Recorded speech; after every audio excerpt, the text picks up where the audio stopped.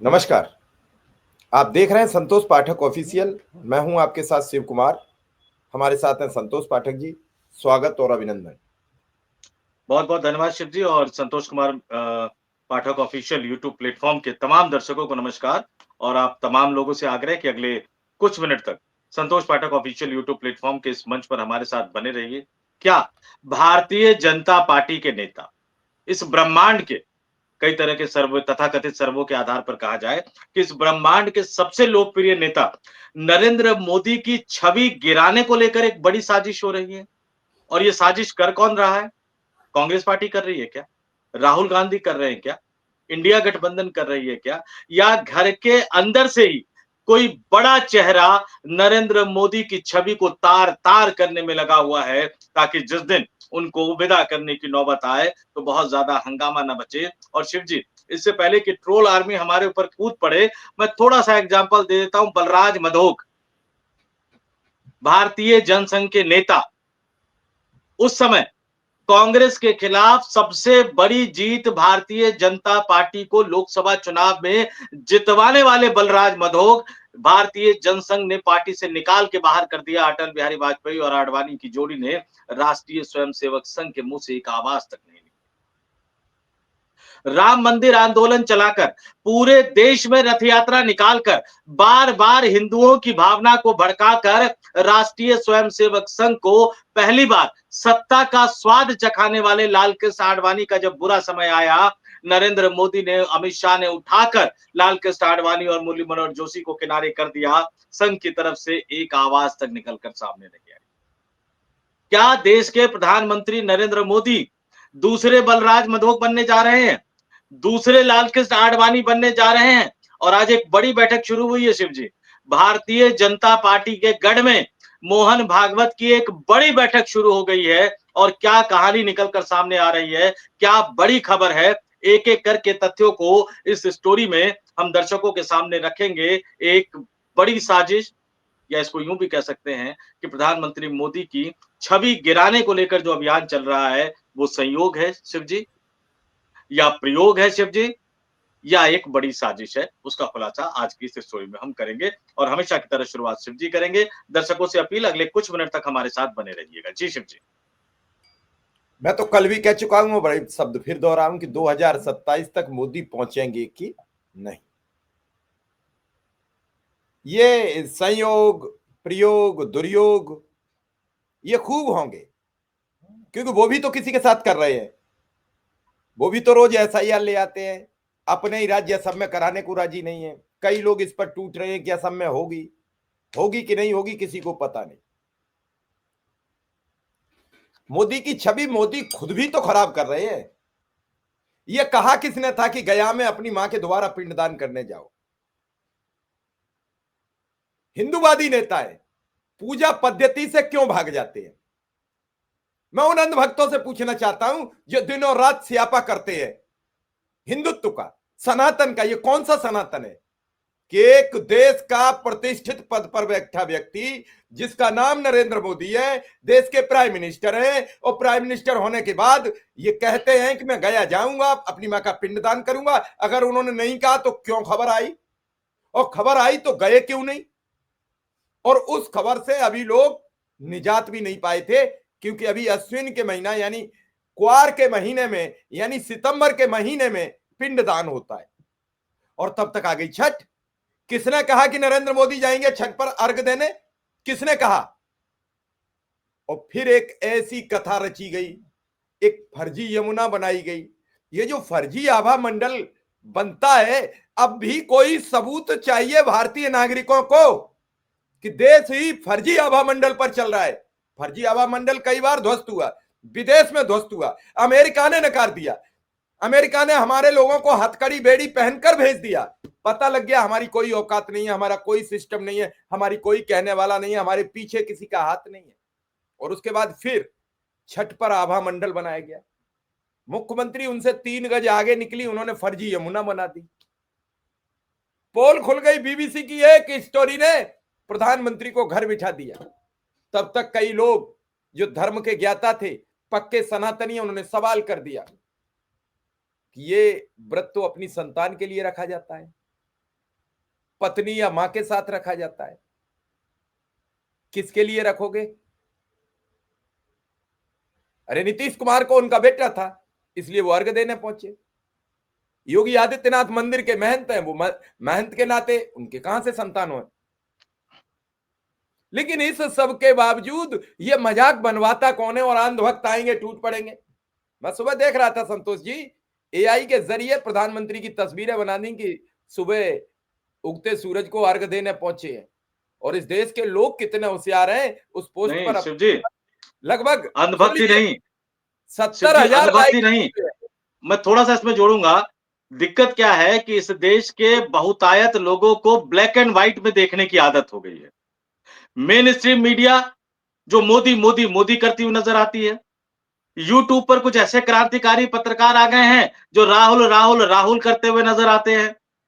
एक देश ब्रह्मांड का सबसे लोकप्रिय नेता मोदी को बताते नजर आते हैं, और दूसरा बिना कुछ किए दिए राहुल गांधी को अगला प्रधानमंत्री बताते हुए नजर आते हैं। और इस बीच में शिव कुमार मिश्रा और संतोष पाठक की, चूंकि हम निष्पक्ष पत्रकारिता करते हैं तो बहुत सारे लोग टूट पड़ते हैं। हमारा तो एक ही मंत्र है, ना काहू से दोस्ती ना काहू से बैर।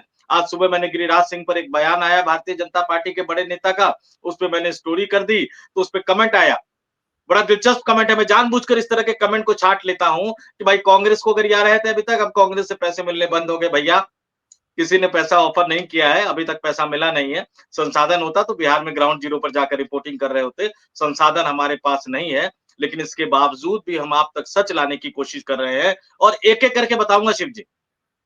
मध्य प्रदेश के जबलपुर में राष्ट्रीय स्वयंसेवक संघ की एक बड़ी बैठक शुरू हो गई है। अखिल भारतीय कार्यकारी मंडल की बैठक है। 3 दिनों तक ये बैठक चलनी है, यानी आज से शुरू हुई है, 31 अक्टूबर और 1 नवंबर तक चलेगी। और इस बैठक में जरा मैं बता दूं, राष्ट्रीय स्वयंसेवक संघ के मुखिया सर संचालक मोहन भागवत मौजूद है, सर कार्यवाह दत्तात्रेय होसबोले मौजूद है, सभी 6 सर कार्यवाह और अखिल भारतीय कार्यकारी विभागों प्रमुख सहित कार्यकारिणी के सदस्य भी मौजूद हैं। और राष्ट्रीय स्वयंसेवक संघ ने इस देश को 46 प्रांतों में बांट रखा है शिव जी। संविधान के अनुसार तो कुछ कम ही प्रांत और यूटी है, लेकिन संघ ने अपने हिसाब से 46 प्रांतों में बांट रखा है। तो इन सभी 46 प्रांतों के संघ संचालक, कार्यवाहक तथा प्रचारक एवं सह प्रांत संचालक, कार्यवाह तथा प्रचारक जो है वो इस बैठक में मौजूद है। तो एक बड़ी बैठक है। और मैंने कहा कि प्रधानमंत्री मोदी की छवि को गिराने की साजिश कैसे की जा रही है। छठ प्रकृति का पर्व है शिव जी, छठ लोक आस्था का महापर्व है। छठ इस मानव सभ्यता का इकलौता ऐसा पर्व है जिसमें उगते हुए सूरज से पहले डूबते हुए सूरज की पूजा की जाती है। लाल कृष्ण आडवाणी को घर नहीं बिठा दिया जाता, मुरली मनोहर जोशी को घर नहीं बिठा दिया जाता।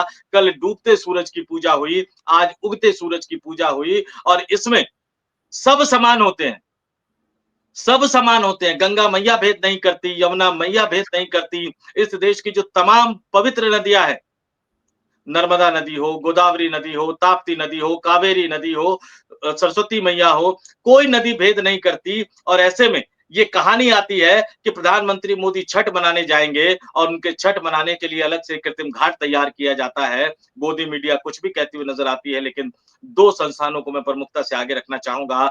बीबीसी ने बता दिया, उसी जगह पर कुछ 100 मीटर की दूरी पर यमुना नदी का, यमुना मैया की पानी का जल कितना गंदा है। और जो फिल्टर पानी लाया गया है सोनिया विहार प्लांट से, गंगा जल लाया गया, वो जल कैसा है। एबीपी न्यूज ने भी पोल खोलकर रख दी और प्रधानमंत्री नरेंद्र मोदी नहीं गए। क्या ये प्रधानमंत्री को पता नहीं था कि इस तरह का घाट बनाया जाएगा? तो गोदी मीडिया आप कितना भी खरीद लो, किसी न किसी की तो हिम्मत होगी सच दिखाने की। और चलिए सच दिखाने की हिम्मत नहीं होगी, जो वहां छठ मनाने जाएंगे उनको तो नजर आ जाएगा ना। और 2014 से प्रधानमंत्री हैं, कितनी बार छठ मनाया उन्होंने? तो जाहिर सी बात है किसी ने सलाह दी होगी, किसी ने कृत्रिम यमुना बनाई होगी, किसी ने खेल किया होगा, गोदी मीडिया को सेट किया होगा, दूरदर्शन को आदेश दिया गया होगा। और उसके बाद प्रधानमंत्री मोदी समझ गए कि अरे ये तो बैकफायर कर गया है, और फिर जाने से उन्होंने इनकार कर दिया। लेकिन वो जाए या ना जाए, लेकिन उनकी इमेज जो ध्वस्त होनी थी वो तो इमेज ध्वस्त हो गई। और ये कोई पहली बार नहीं है, जरा एक एक करके मैं बताता जा रहा हूं कि कैसे ध्वस्त होती गई। 2014 से पहले क्या कहते थे? 56 इंच का सीना। क्या कहते थे? पाकिस्तान को लव लेटर नहीं भेजेंगे। क्या कहते थे? अमेरिका समेत तमाम देशों को दबना होगा, भारत के हितों को हम सबसे आगे रखेंगे। मजबूत नेता, सशक्त नेतृत्व, 40 रुपए लीटर पेट्रोल डीजल, इसी तरह के वादे थे। अब जरा आते जाइए कि कैसे मोदी की छवि को नुकसान पहुंचाने की कोशिश की जा रही है। ऑपरेशन सिंदूर के बाद घर घर सिंदूर अभियान की रूपरेखा किसने बनाई थी? मैं नाम नहीं लूंगा, लेकिन पार्टी और सरकार को चलाने वाले नेता ने बैठक करके उस बैठक में ये रूपरेखा तय हुई थी। उसके बाद भारतीय जनता पार्टी के अध्यक्ष ने आदेश दिया था। बाद में लगा कि ये बैकफायर कर जाएगा तो उसको रद्द करना पड़ा। इस तरह के कई अभियानों को पिछले कुछ दिनों में रद्द करना पड़ा। अब आ जाइए 56 इंच के सीने की बात। अमेरिका बयान दे रहा है, भारत की तरफ से बयान नहीं दिया जा रहा है, या मोदी को यह सलाह दी जा रही है कि उनको बोलना नहीं चाहिए। और मोदी का जो सबसे फेवरेट कार्यक्रम था विदेश यात्रा, वो एक एक करके डर के मारे विदेश नहीं जा रहे हैं कि पता नहीं कहां डोनाल्ड ट्रंप से आमना सामना हो जाए और फिर कुछ बवाल हो जाए।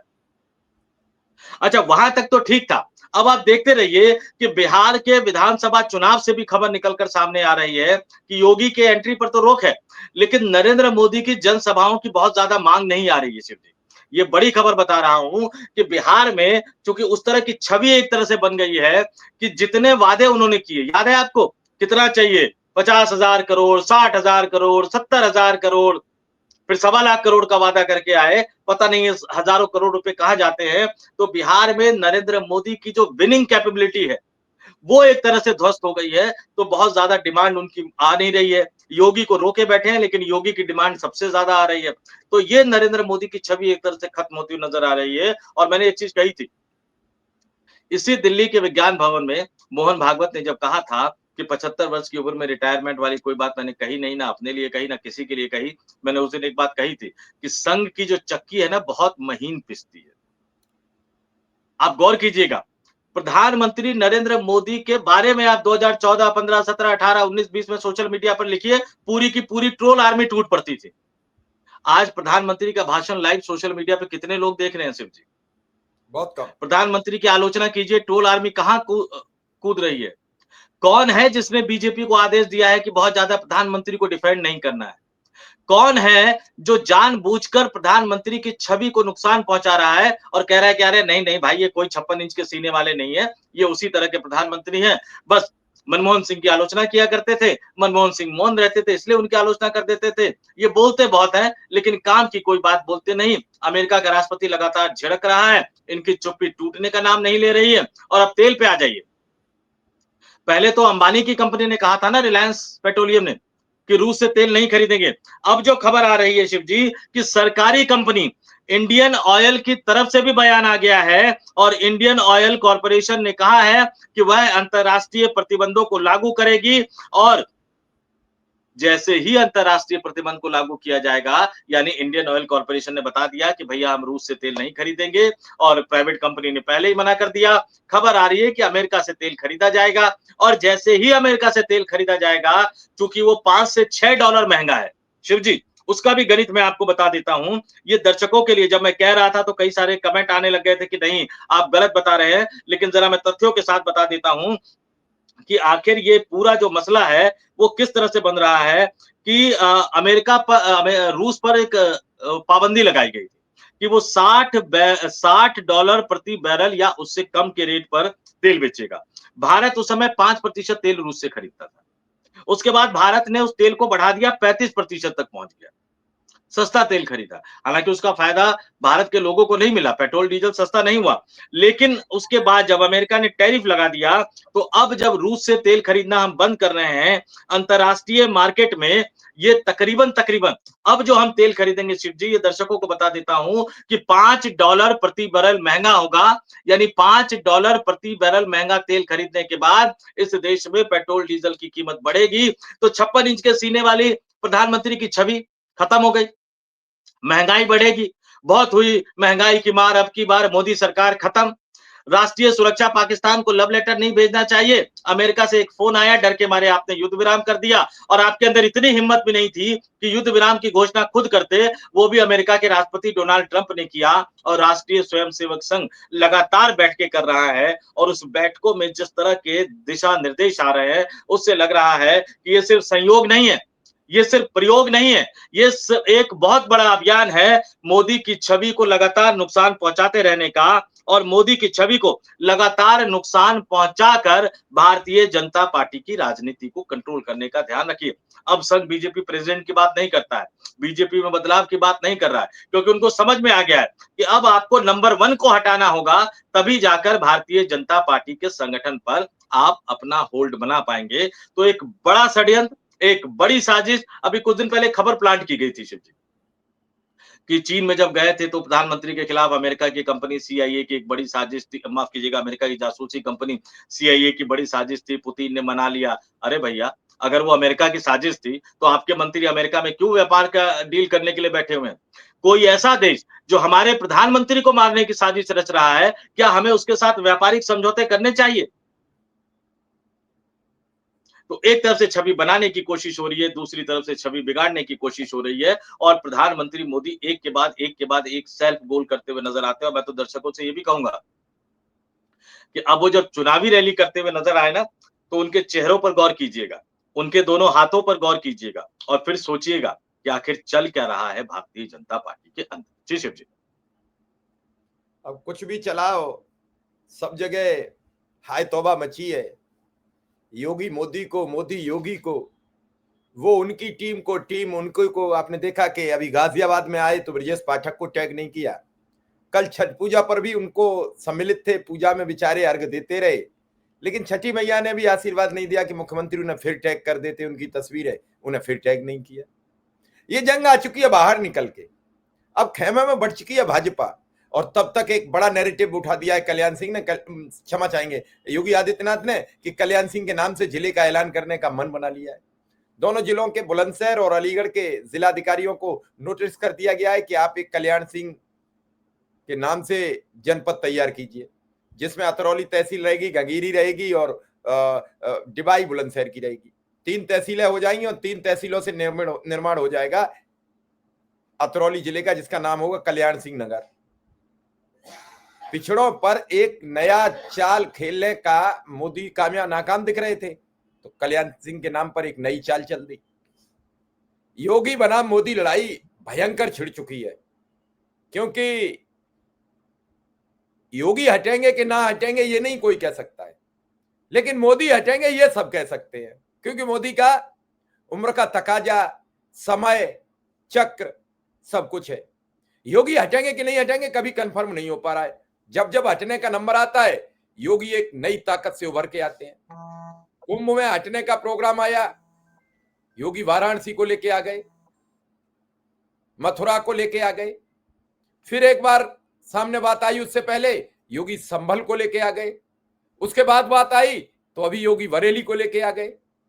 एक हिंदुत्व की छप, प्रखर हिंदुत्व की रख देते हैं निकाल के। कल उन्होंने फिर मुस्तफाबाद को कबीरदास नगर बना दिया, अब कबीर धाम बना दिया। कबीर भी तो अल्लाह के शिष्य थे।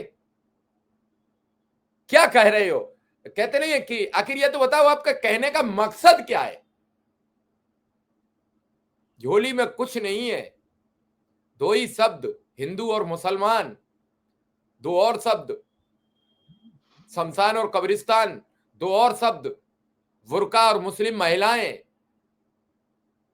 क्या जो विधायक हैं राघवेंद्र सिंह, पूर्व बीजेपी के, योगी सेना के प्रदेश प्रभारी भी रह चुके हैं, उनका बयान घूम रहा है कि 10 मुस्लिम लड़कियों को लाइए और हमसे रोजगार पाइए, और हिंदू से शादी करोगे तो रोजगार नहीं देंगे। क्या मजेदार बात कही है।